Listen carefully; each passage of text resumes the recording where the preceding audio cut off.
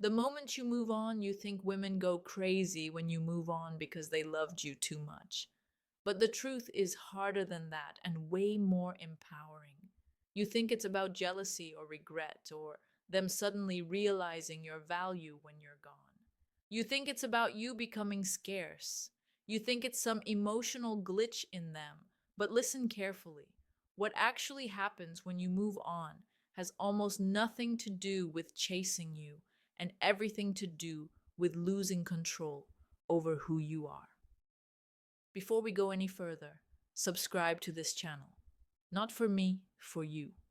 Because the truth you're about to hear isn't comfortable. And when things get uncomfortable, people forget. They go back to old habits. You need reminders like this. If why your silence hits harder than words, you're serious about respect, clarity, and building a life that doesn't beg for approval. Subscribe now. Let's get into it. Here's what it really means when women go crazy after you move on.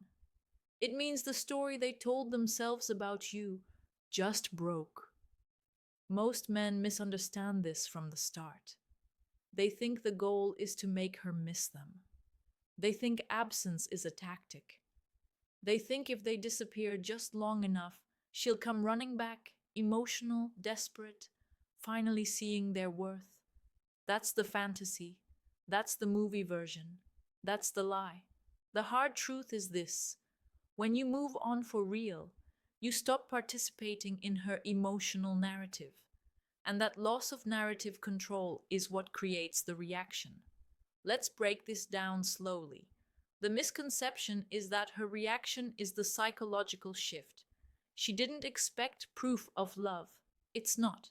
Love doesn't panic when control disappears. Attachment does. Ego does. Identity does. Here's the hard truth. When you were with her, you played a role. Maybe you were the provider of attention. Maybe you were the emotional anchor. Maybe you were the safe option. Maybe you were the one she could rely on to always be there, always respond, always explain yourself, always try harder when things felt uncertain. You were predictable, and predictability is comfortable. Predictability creates leverage. Predictability allows someone else to organize their emotions around your presence. When you move on, that predictability dies. And here's why that matters. Human beings don't just fall in love with people. They fall in love with the way people make them feel about themselves. They fall in love with the role someone plays in their inner world. Why attention withdrawal feels like rejection. They fall in love with the certainty that someone will stay in place. So when you move on, when you don't just disappear for a few days, not when you go silent hoping for a reaction, but when you actually detach, something deeper happens. You stop validating her version of reality.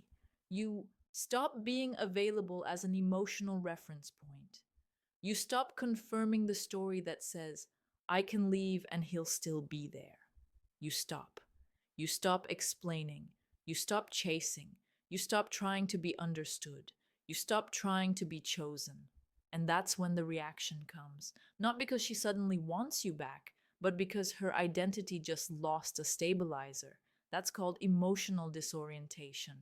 When you were there, even in conflict, even in distance, you were still part of her emotional ecosystem.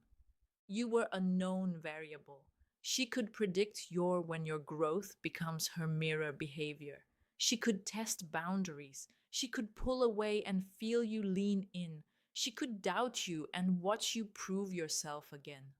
That dynamic fed something. When you move on, you don't just remove attention, you remove access. And access is power. Here's the part no one tells you. Most of the emotional reactions you see after you move on are not about you being special. They're about you no longer being usable. Let that sink in. Usable doesn't mean malicious. It doesn't mean evil. It means functional. It means you served a role in her emotional regulation. And when that role disappears without negotiation, without permission, without closure, It creates internal chaos because now she has to face something she was avoiding. She has to face herself without you. And that costs her. It costs her certainty. It costs her validation. It costs her leverage. It costs her the option to come back whenever she feels like it. And people, why confusion turns into emotional reactions, don't like losing options. This is why the reaction often looks irrational. One day she's cold, detached, indifferent. The next day she's curious, emotional, angry, nostalgic, reaching out just to check in, posting things meant to be seen, asking mutual friends about you. That's not love awakening. That's control, withdrawing. Here's the reframe you need to hear. When you move on the right way, you're not trying to trigger anything. You're not trying to prove anything. You're not trying to win. You're reclaiming your position as the author of your own life. And that is what destabilizes people who were used to writing you into their script. Now, let's talk about why this hits women in particular the way it does. This isn't about gender superiority, it's about emotional dynamics.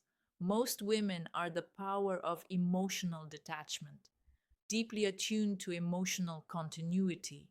They track patterns, they notice shifts, they build internal maps of how relationships flow. When you are in her life, you fit into that map. When you move on, you don't just leave the map, you invalidate it. You show her that her read on you was incomplete.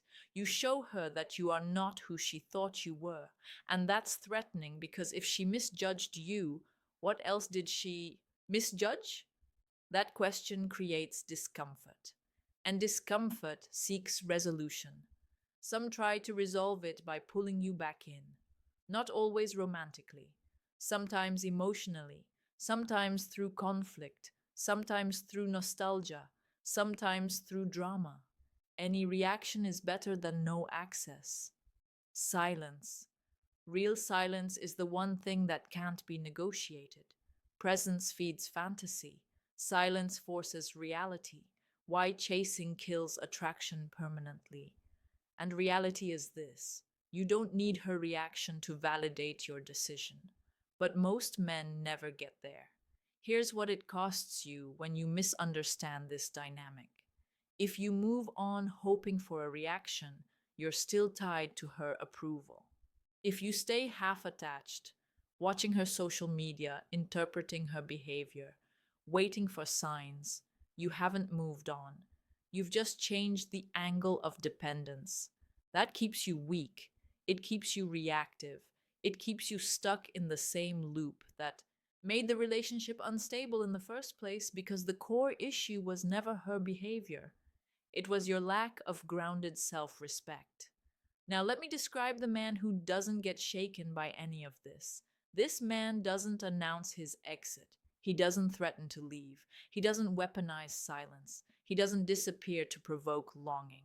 He decides quietly. He looks at his life and asks a brutal question. Is this the man who no longer explains himself, aligned with who I'm becoming? If the answer is no, he moves. Not emotionally.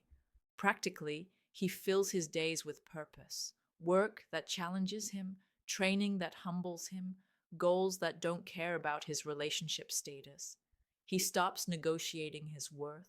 He doesn't need closure conversations. He doesn't need to be understood. He doesn't need to win the breakup. He respects himself enough to walk away without dragging the past behind him. And here's the key: when this man moves on, people feel it.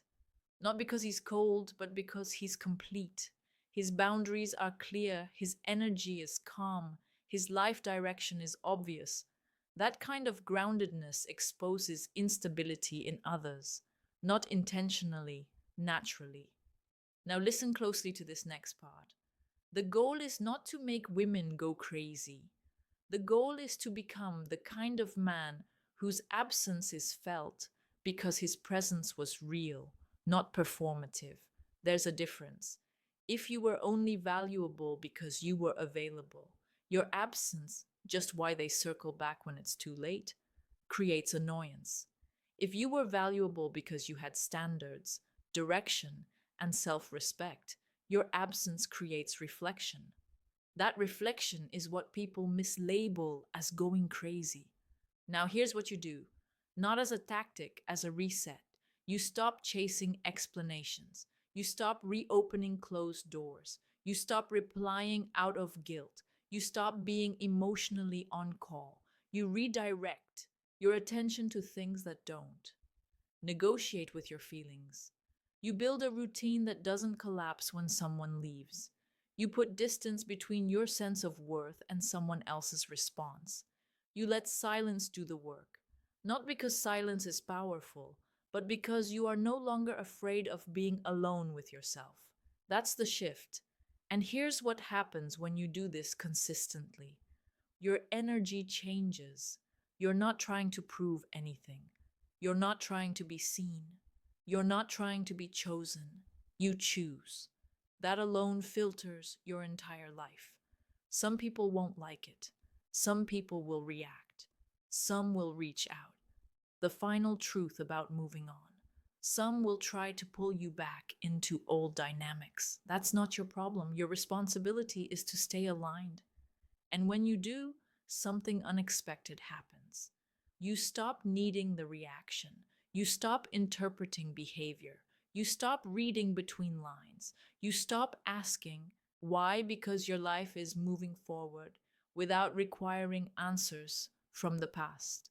That's real power, not dominance, not manipulation, not control, self direction.